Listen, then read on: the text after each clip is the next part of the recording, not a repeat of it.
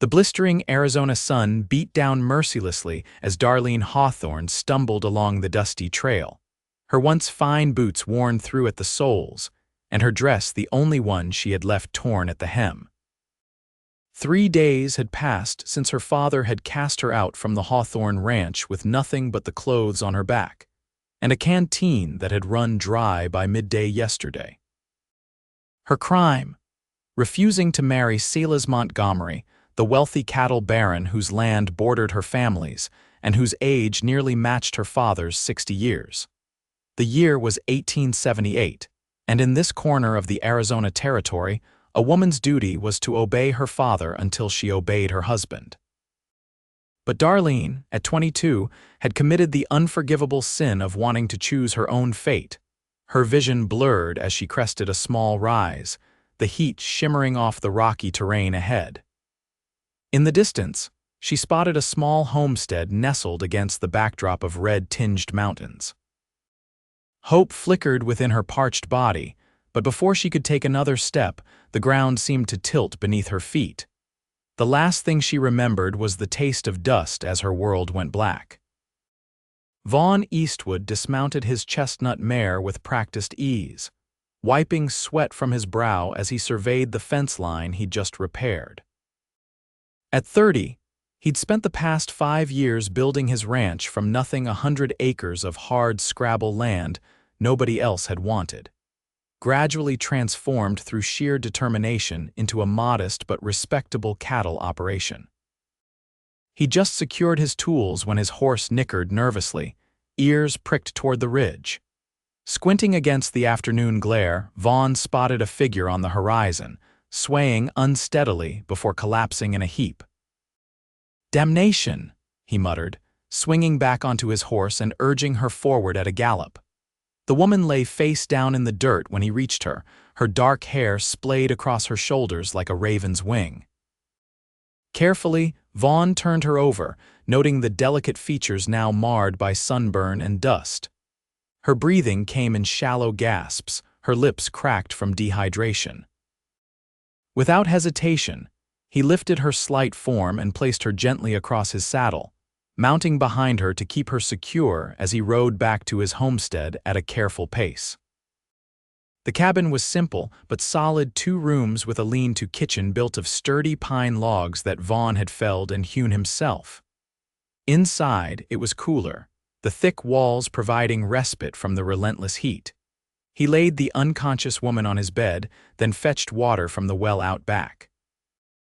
Dipping a clean cloth into the water, he gently wiped the dust from her face, noting the fine quality of her dress despite its sorry state.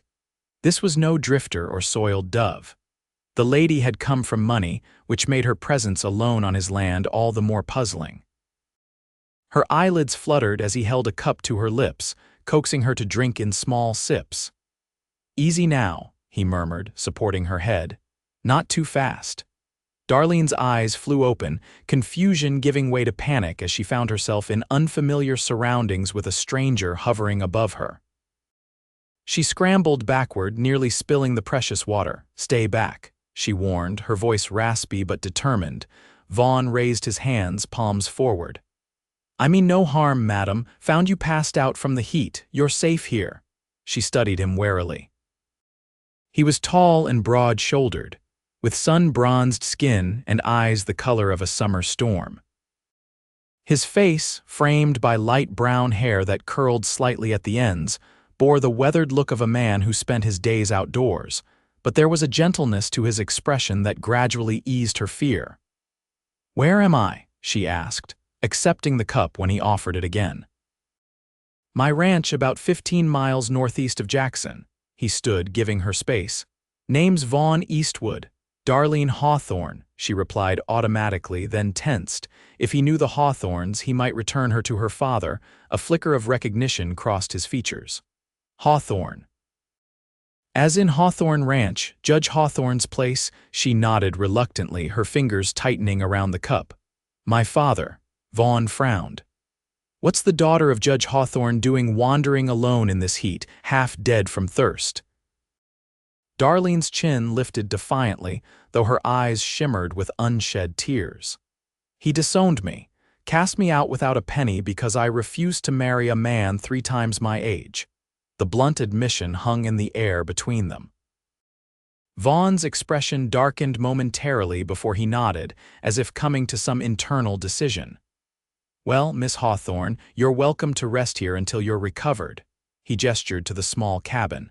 "It's not much, but there's clean water and food. When you're feeling stronger, we can figure out where you might go." "I have nowhere," she whispered, the reality of her situation crashing over her anew. Vaughn studied her for a long moment before saying simply, "Mine's yours now, for as long as you need." The words, offered without expectation or condition, broke the fragile composure she'd been clinging to.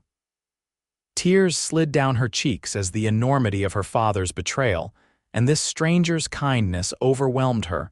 Vaughn shifted uncomfortably, unused to dealing with feminine emotions. "I'll, let you rest. Got some stew on the stove, nothing fancy, but it'll put strength back in you." He retreated to the main room, leaving Darlene to collect herself. She wiped her tears with the back of her hand, surveying the modest but tidy bedroom. A patchwork quilt covered the bed, and a small bookshelf held a surprising number of volumes. A roughly carved wooden cross hung above the door, the only decoration in the sparse room. After washing her face and hands in the basin he'd provided, Darlene emerged to find Vaughn setting a bowl of stew and a chunk of bread on the small table. "Thank you, Mr. Eastwood," she said formally, smoothing her wrinkled dress as best she could. "I don't know how I'll repay your kindness." "No need for formalities out here. Vaughn will do," he gestured to the chair. "And there's nothing to repay. Anyone with a shred of decency would have done the same." She smiled faintly. "I'm finding decency to be a rare commodity these days." As she ate, Vaughn told her about his ranch, 50 head of cattle, a few horses, and enough garden space to grow vegetables for his own use. He'd bought the land cheap after returning from the war, when most folks were heading to more hospitable territories. "What about family?" Darlene asked, immediately regretting her question when his expression shuddered. "Lost my parents to typhoid when I was 15. No siblings, raised by my uncle until I enlisted." He shrugged. "Been on my own since." "I'm sorry," she said softly. "That's a lonely way to live." "Been too busy building something to notice much," he replied. "What about you? No brothers or sisters to take your side against your father?" Darlene shook her head. "My mother died bringing my brother into the world. He only lived a few hours. Father never remarried, said no woman could replace her." Her lips twisted ironically. "Yet he had no trouble trying to barter me off to Silas Montgomery for more grazing rights." "Montgomery?" Vaughn's brow furrowed. "That old vulture, man's got a reputation even out here." "Father says I'm being childish and ungrateful, that a secure future matters more than romantic notions." She stared into her empty bowl. "I told him I'd rather die than be sold like cattle. That's when he said I was dead to him already." Vaughn's jaw clenched. "Reckon some men forget their daughters are human beings, not property." The simple acknowledgement of her worth brought fresh tears to Darlene's eyes. She blinked them away, determined not to appear any weaker than she already had. "I should let you get back to your work," she said, rising to collect the dishes. "I've imposed enough."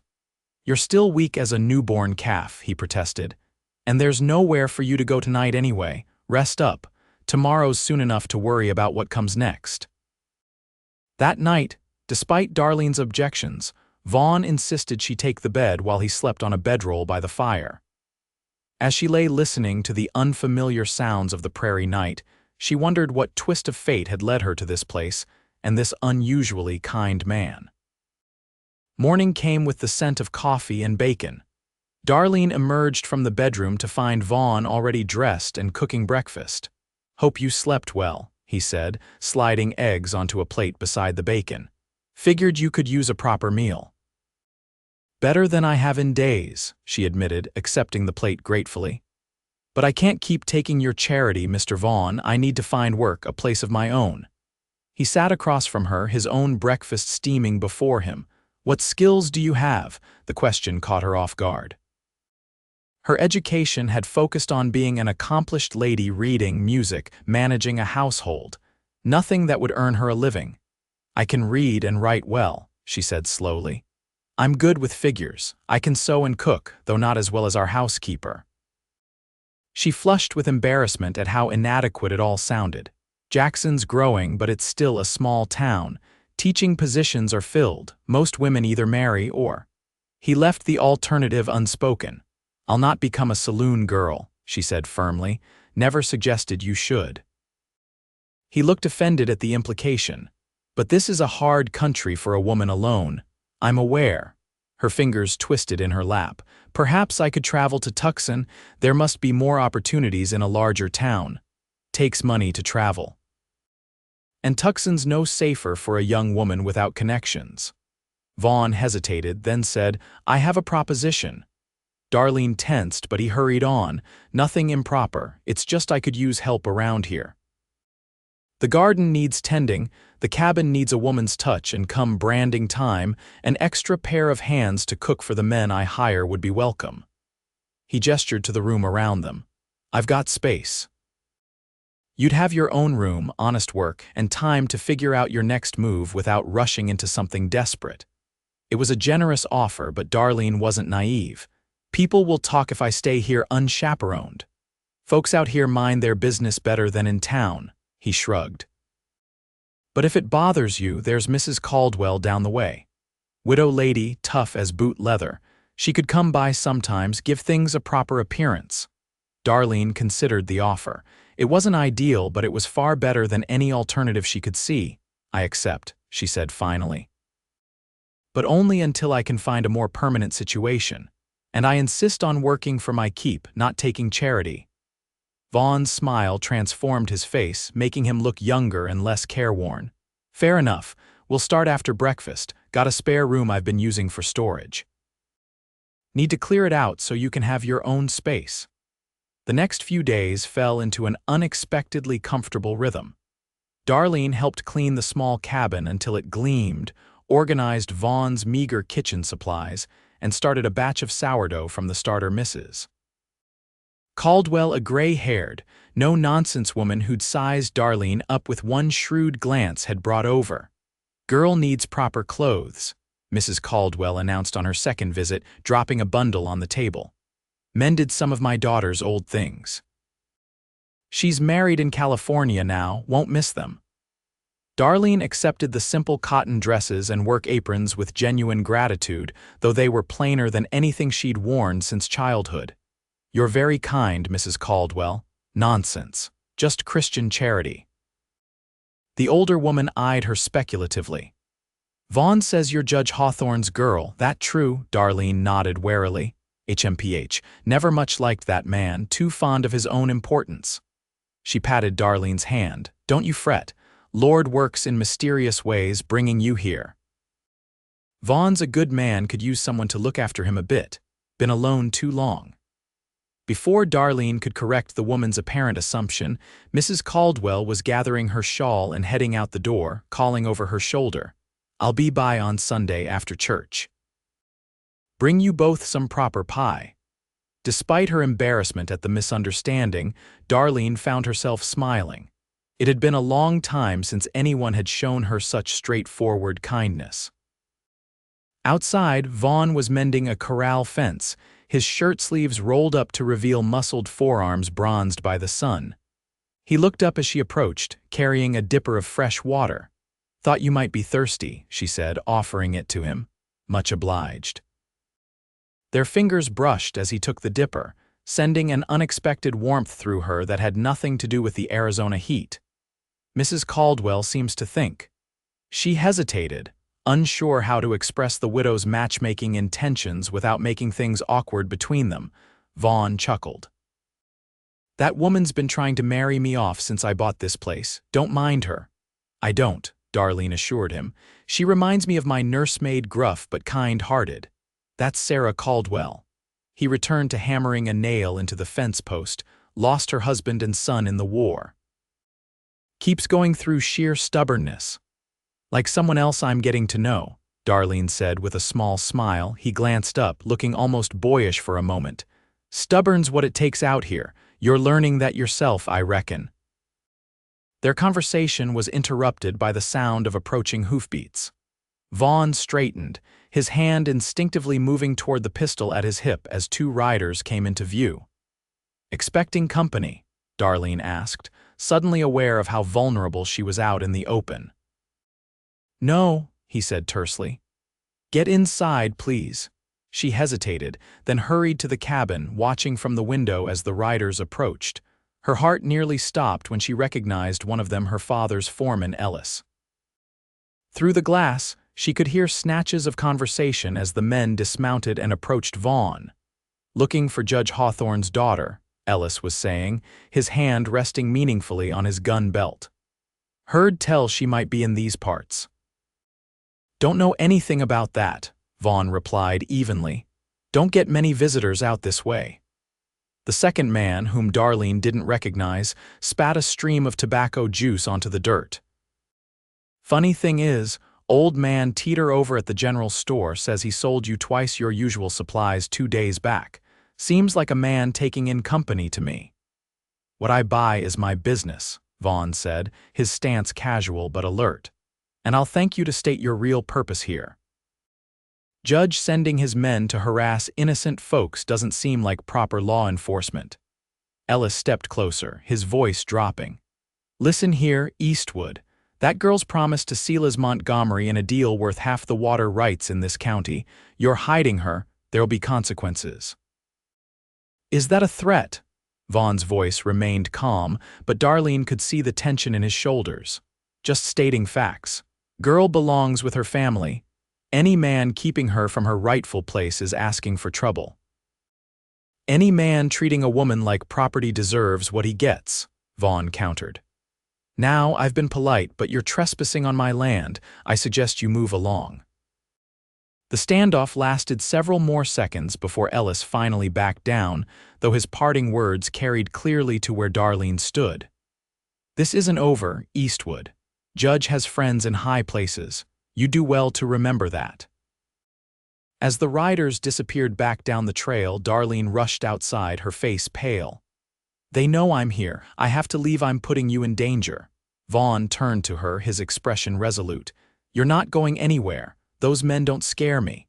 "You don't know my father," she insisted.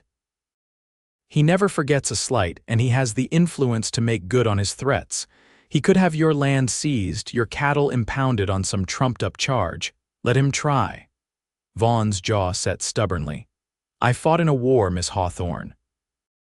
I've faced worse than some vengeful judge and his cronies. Please," she begged. "I couldn't bear it if something happened to you because of me." His expression softened. "Darlene, listen to me. Running won't solve anything. They'll just track you down somewhere else, somewhere you might not have anyone to stand with you." He placed his hands gently on her shoulders. "I promised you could stay as long as you need, and I mean to keep that promise." The determination in his gray eyes silenced her protests. There was something in his steadfast loyalty that touched her deeply, a quality she'd rarely encountered in the men of her social circle. "Thank you," she whispered, "but we should be prepared. Father won't give up easily." "Neither will I," Vaughn assured her. That evening, as they sat by the fire after supper, Vaughn brought out a small wooden box from beneath a loose floorboard. "My savings," he explained, counting out a modest stack of bills and coins. "If things get bad, this could get you to California. My cousin Daniel lives in Sacramento, runs a mercantile. He'd help you get settled." "I can't take your money," Darlene protested. "You won't need to," he said confidently, "but I sleep better knowing there's a plan." He hesitated, then added, "There's something else you should know. I've sent word to a lawyer friend in Prescott. Man named James Cooper. He's looking into whether your father has any legal right to force you back." Darlene stared at him in surprise. "You did that for me?" Vaughn looked almost embarrassed. "Seemed the practical thing to do." "No one's ever stood up for me like this," she said softly. "Not even my own family." "Then they failed you," he replied simply. "Family's supposed to protect their own, not barter them away like cattle." The words, spoken without dramatic intent, nevertheless brought tears to her eyes. In just a few days, this quiet cowboy had shown her more respect than she'd received in years under her father's roof. "I should turn in," she said, rising before her emotions could betray her further. "Thank you, Vaughn, for everything." He nodded, his eyes lingering on her face a moment longer than necessary. "Sleep well, Darlene." The next morning dawned bright and clear. Darlene was up early, determined to be useful. She discovered a small patch of herbs growing wild near the water pump and decided to expand the garden, starting with seeds she'd found in a forgotten jar in the pantry. She was on her knees, working the soil with a small trowel when Vaughn appeared leading his horse, dressed for riding with his rifle in its scabbard. "Got to check the north pasture," he explained. "Might be gone most of the day." "I'll have supper waiting," she promised, brushing dirt from her hands. "Be careful." He tipped his hat with a smile that made her heart flutter strangely, then mounted up and rode off toward the distant hills. Darlene worked steadily through the morning, finding unexpected satisfaction in the simple physical labor. By midday, she had cleared and prepared a sizable garden plot and planted rows of beans, squash, and tomatoes. The work was harder than anything she'd done before, but there was a freedom in it that she found exhilarating. She was hanging freshly washed linens on the line when she heard horses approaching again. Shielding her eyes from the sun, her stomach clenched when she recognized her father's buggy, accompanied by Ellis and two other ranch hands. For a moment, she considered running, but pride kept her rooted in place. She would not hide like a frightened child. Judge Obadiah Hawthorne was an imposing figure, even at 60 tall and straight-backed with a full beard now gone mostly gray. He stepped down from the buggy with the deliberate movements of a man accustomed to being waited upon, his cold eyes fixing on his daughter like a hawk spotting prey. "So it's true," he said, his deep voice carrying across the yard. "You've taken up with some saddle tramp, disgracing yourself further." Darlene lifted her chin. "I've found honest work with a respectable man who treats me with dignity, something you seem to have forgotten how to do, father." Insolent as ever, he strode forward, Ellis and the other men flanking him. "You're coming home, Darlene. This childish rebellion has gone on long enough." "I'm not a child, and this is no rebellion." She stood her ground, though her heart hammered painfully. "I'm a grown woman who refuses to be sold into marriage with a man I despise. Montgomery is willing to overlook your indiscretion."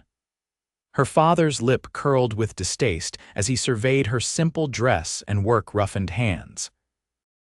"Though God knows why, after you've been living in sin with a nobody." "There's been no sin here," she snapped.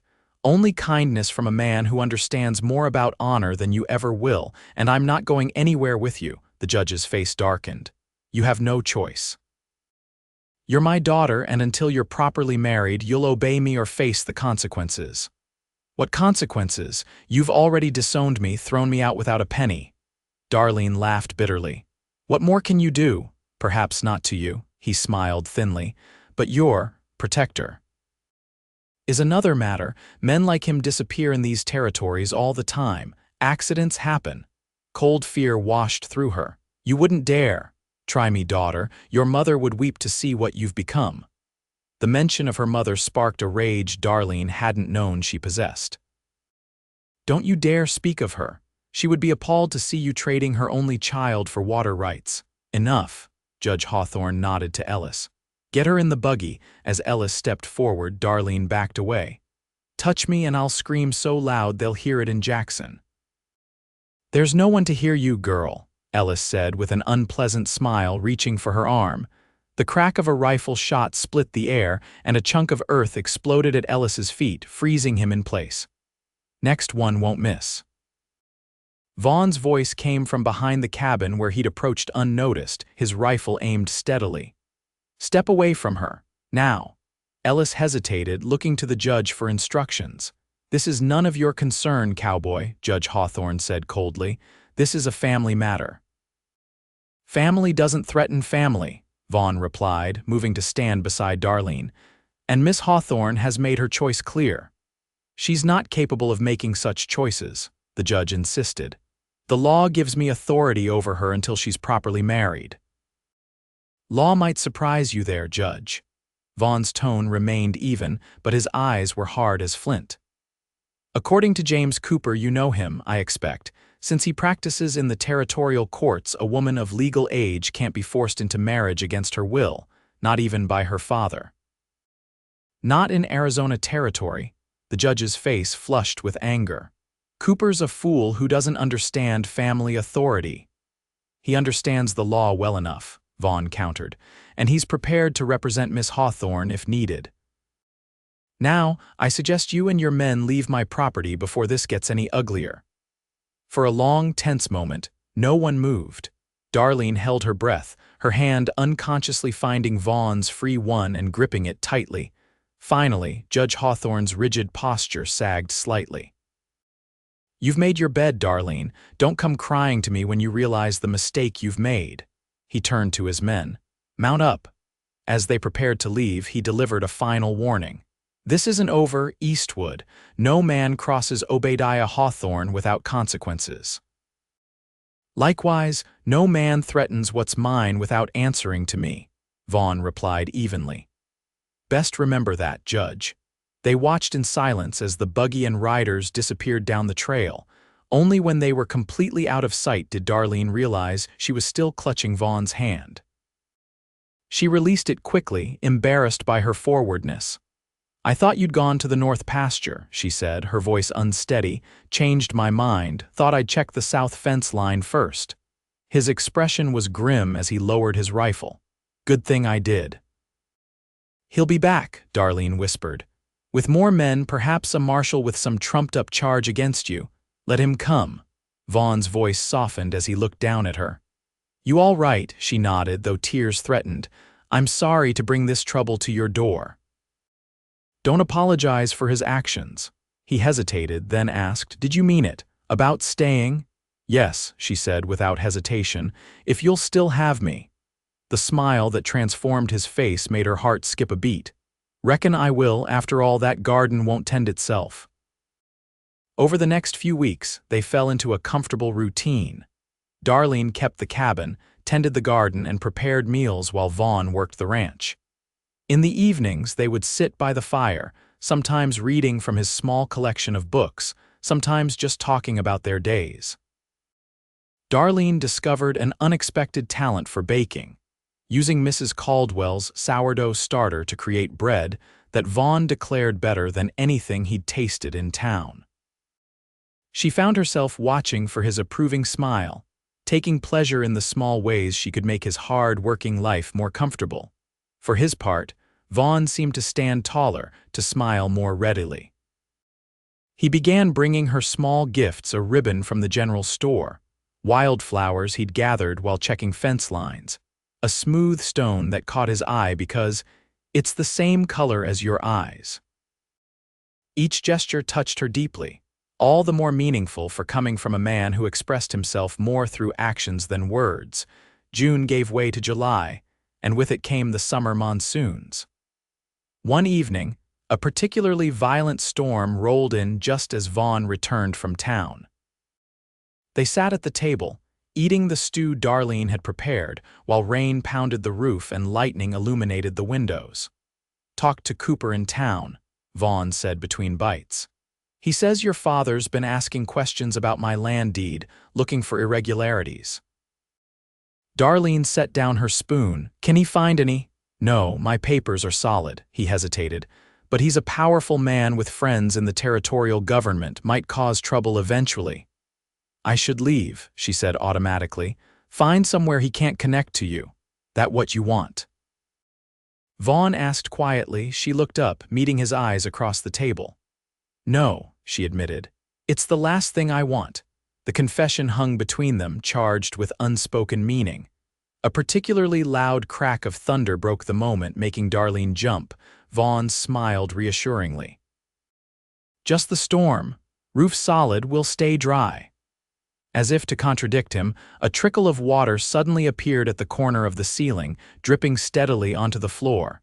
You were saying, Darlene teased, glad for the distraction from the intensity of the moment before. Vaughn grabbed a pot to catch the drip. Guess I know what I'm fixing tomorrow. They cleaned up dinner together, moving around the small kitchen with the easy familiarity of people who'd been sharing space much longer than a few weeks. When Darlene reached for a dish at the same moment Vaughn did, their hands touched, and neither pulled away immediately. "Darlene," he said softly, "I've been thinking." A tremendous crash interrupted him as something heavy slammed against the side of the cabin. They rushed to the window to see a massive branch had fallen from the old cottonwood, smashing part of the porch railing. "That could have been worse," Vaughn muttered, grabbing his slicker from the hook by the door. "Better make sure nothing else is about to come down. You can't go out in this." Darlene protested as another lightning strike illuminated the yard. "Won't be long," he promised. "Just need to check the stock too. They get spooked in storms like this." Before she could argue further, he was out the door, hunched against the driving rain as he made his way to the small barn where the horses were stabled. Darlene paced anxiously, jumping at each crash of thunder. She just decided to go after him, propriety be damned, when the door burst open and Vaughn stumbled in, soaked to the skin. "Horses are fine," he reported, shrugging off his dripping slicker. "But that branch took out part of the roof over the porch." "We'll need to," he broke off as Darlene flung her arms around him, heedless of his wet clothes. "Don't you ever scare me like that again," she scolded, her voice muffled against his chest. Vaughn stood frozen for a moment before his arms encircled her, holding her close. "I'm all right," he said softly, his breath warm against her hair. "Just a little wet." She pulled back slightly to look up at him, suddenly aware of their intimate position but unable to make herself step away. Rain dripped from his hair onto his face, and without thinking she reached up to brush it away, his eyes darkened at her touch. "Darlene," he said hoarsely, "I need to say something and I'm not good with words, so I'm just going to say it plain. These past weeks with you here, they've been the best of my life. I know you came here with nowhere else to go, and I promised you could stay as long as you needed, but I'm hoping you might want to stay for good." Her heart hammered so loudly she was certain he must hear it. "What are you asking me, Vaughn?" He took a deep breath. "I'm asking if you might consider becoming my wife, not out of necessity or convenience, but because I've fallen in love with you." Joy bloomed in her chest, so intense it was almost painful. "Yes," she whispered, tears mingling with the raindrops on her face. "Yes, I'll marry you." The smile that lit his face was like sunrise after the darkest night. Slowly, giving her every chance to pull away, he lowered his mouth to hers. The kiss was gentle at first, almost reverent, but deepened as Darlene wound her arms around his neck, returning his embrace with all the love that had been growing in her heart these past weeks. When they finally parted, both breathless, Vaughn rested his forehead against hers. "I don't have much to offer," he said. "Just this land, my hands, and my heart." "It's more than enough," she assured him, "more than I ever dreamed of finding." They were married 2 weeks later by the circuit preacher, with Mrs. Caldwell and a few of Vaughn's neighboring ranchers as witnesses.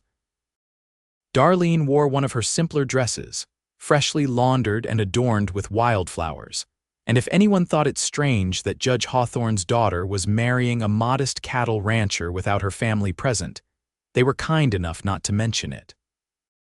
That night, as husband and wife, they discovered each other with tender passion, finding in their union a completion neither had known they were seeking. Afterward, as Darlene lay in the circle of Vaughn's arms, she felt a peace she hadn't known since childhood. "I never thought I could be this happy," she confessed, tracing the line of his jaw with her fingertips. "Nor I," he murmured, pressing a kiss to her forehead. "Thought I'd live and die alone out here." "Not anymore," she promised. "Not ever again." As summer gave way to fall, Darlene flourished in her new life. She expanded the garden, added chickens to their small menagerie, and learned to ride the gentle mare Vaughn gave her as a wedding gift. Together, they worked from sunrise to sunset, building something neither had dared hope for: a home filled with love. Word reached them that Judge Hawthorne had withdrawn his inquiries about Vaughn's land deed shortly after their marriage became known in town. Whether from wounded pride or reluctant acceptance, he made no further attempts to interfere in his daughter's life. One crisp October morning, as Darlene stood at the stove stirring a pot of oatmeal, a wave of dizziness swept over her. Vaughn was at her side instantly, his strong hands steadying her. "What's wrong?" he asked, concern etching his features. "Nothing," she assured him with a small, secret smile. "But I think we should consider adding on to the cabin soon. We're going to need more room come spring." Understanding dawned in his eyes, replaced quickly by wonder and joy. He dropped to his knees before her, pressing his ear gently against her still flat stomach. "A baby," he whispered.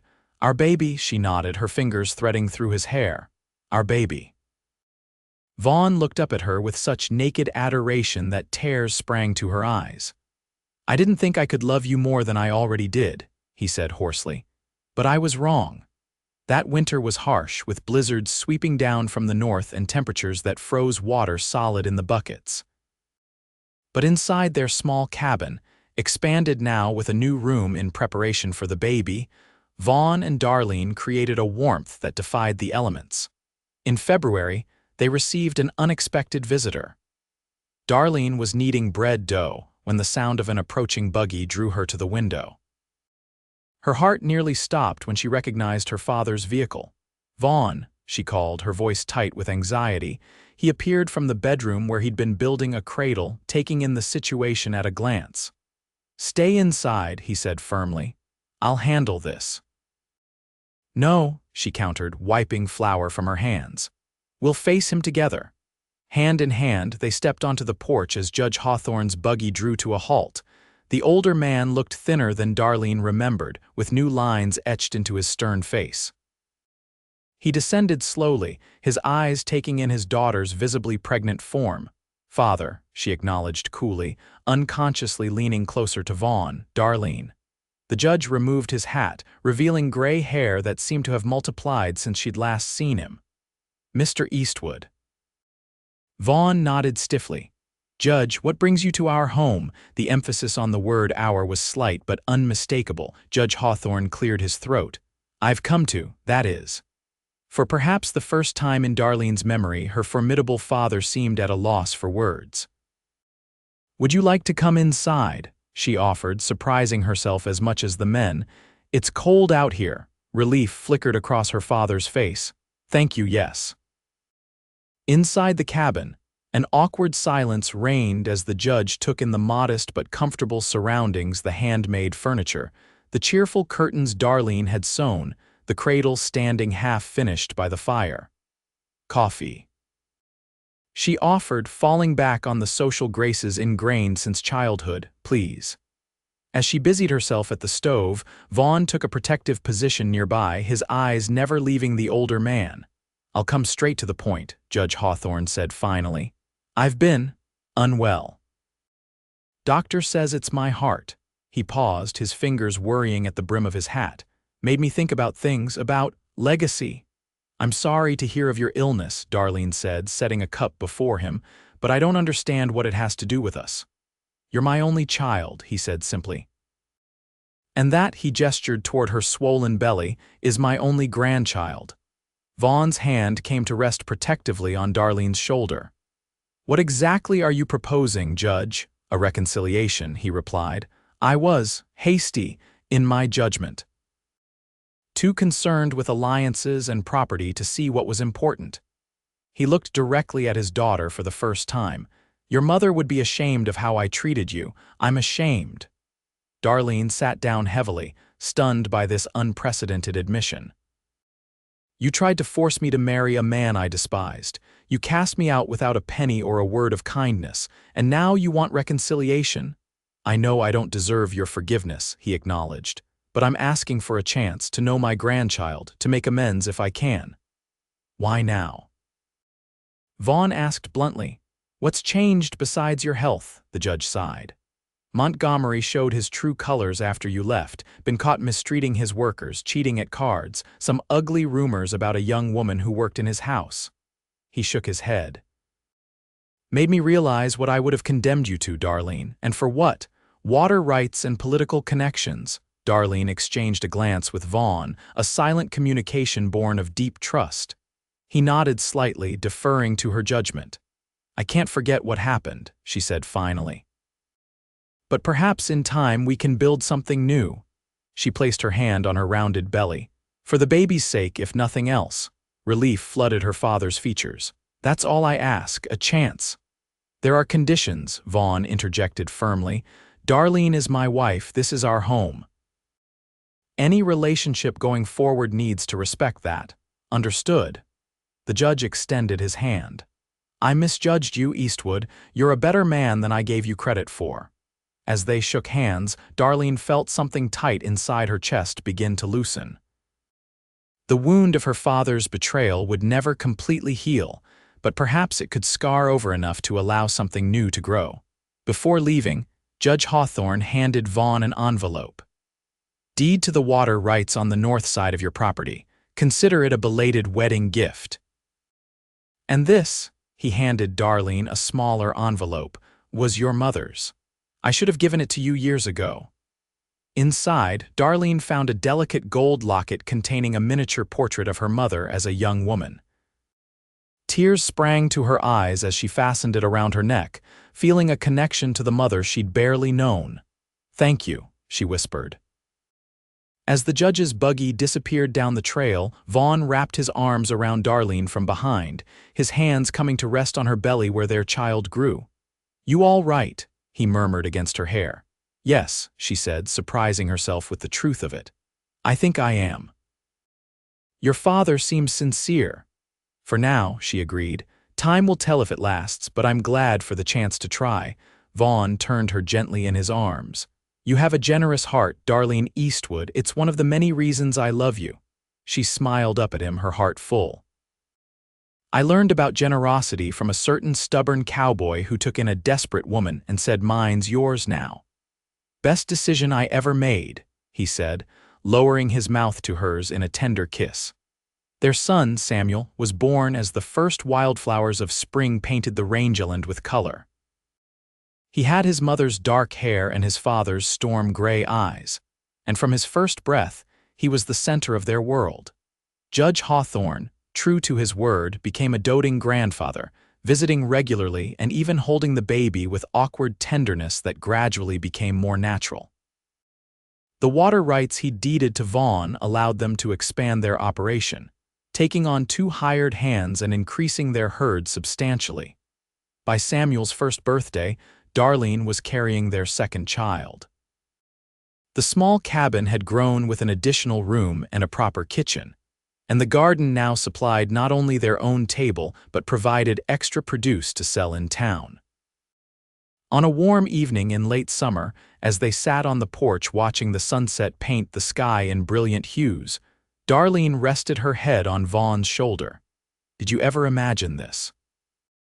she asked, gesturing to their thriving ranch, their son playing with wooden blocks at their feet, the evidence of their growing prosperity all around them.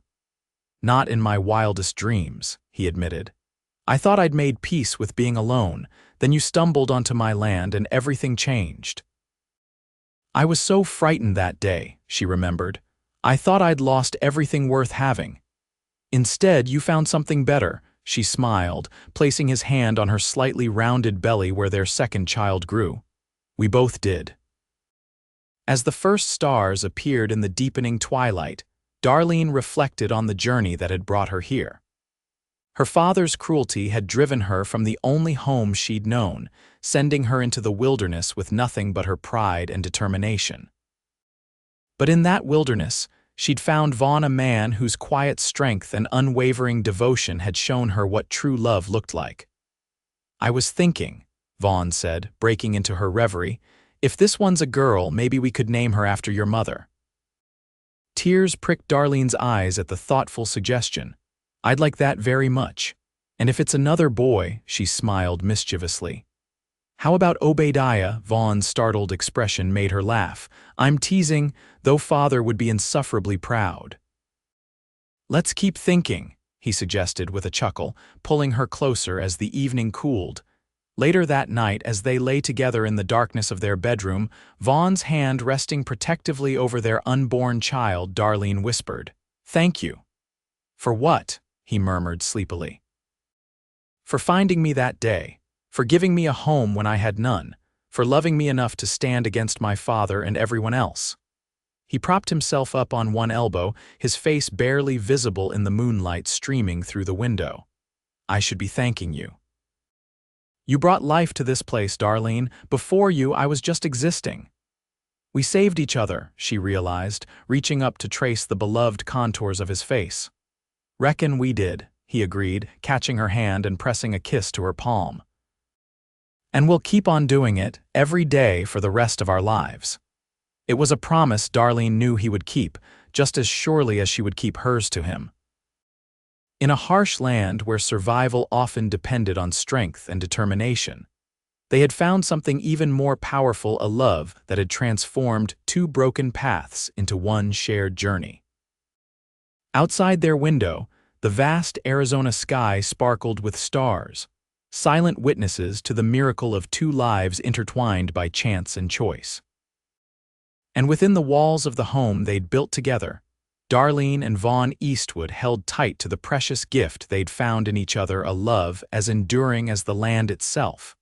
5 years later, the Eastwood Ranch had grown into one of the most prosperous in the territory. With 3 children now, Samuel, Elizabeth, named for Darlene's mother, and little James, their family filled the expanded homestead with laughter and life. Judge Hawthorne had indeed kept his word, becoming a devoted grandfather who visited regularly, bringing gifts for the children, and occasionally offering advice that Vaughn had learned to consider carefully before either accepting or politely declining. On the anniversary of the day Vaughn had found Darlene collapsed on his land, they made a tradition of riding together to that spot, now marked by a small stand of cottonwood trees Vaughn had planted in commemoration. 7 years, Darlene marveled as they dismounted, spreading a blanket in the shade. "Sometimes it feels like yesterday, and sometimes it feels like I've known you all my life." Vaughn smiled, the lines at the corners of his eyes crinkling in the way she loved. At 37, his hair showed the first traces of silver at the temples, but he remained as strong and steady as the day she'd met him. "Best day of my life," he said simply, pulling her close as they sat together on the blanket. "Found a half-dead woman on my land and got myself a dynasty." She laughed, playfully swatting his arm. "Is that all I am to you, the mother of your dynasty?" His expression grew serious as he tucked a strand of hair behind her ear. "You're everything to me, Darlene. Always have been, from the moment you opened those beautiful eyes and tried to chase me out of my own bedroom." "I was rather rude," she admitted. "In my defense, I was delirious from heat and thirst, and still the most beautiful thing I'd ever seen." He kissed her softly, a gesture that even after years of marriage still made her heart race. As they shared the picnic lunch she'd packed, Darlene reflected on how far they'd come. The scared, desperate young woman she'd been couldn't have imagined the life she now lived, a respected rancher's wife, mother to 3 wonderful children, reconciled with her father, and deeply, completely loved by a man whose quiet strength had never wavered. "What are you thinking about?" Vaughn asked, noticing her thoughtful expression. "How lucky I am," she replied honestly. "That day when Father cast me out, I thought my life was over. Instead, it was just beginning," he nodded, understanding as always. "Funny how the worst days can lead to the best ones if you just keep going." "That's what I love about you, Vaughn Eastwood," she said, resting her head on his shoulder. "You always see the promise beyond the struggle." "Learned that from you," he countered. "Your courage taught me more than all my years before." As the afternoon sun began its descent toward the western mountains, they packed up their picnic and prepared to return to the ranch where Mrs. Caldwell, now a permanent fixture in their household, would be watching the children. Mounting their horses, they paused for one last look at the spot that had changed both their lives. "Ready to go home, Mrs. Eastwood?" Vaughn asked, his eyes warm with love. Darlene smiled, her heart full to bursting with gratitude for this man and the life they'd built together. With you. Always. Side by side, they rode toward home, their shadows stretching long across the land that had witnessed their beginning, a place where desperation had given way to hope, and where two solitary paths had merged into one journey of enduring love. The Eastwood legacy would continue to flourish for generations to come, but its true foundation would always be remembered in the simple words spoken by a lonely cowboy to a desperate woman. "Mine's yours now." Words that had transformed ownership into belonging, solitude into family, and two broken hearts into one unbreakable love.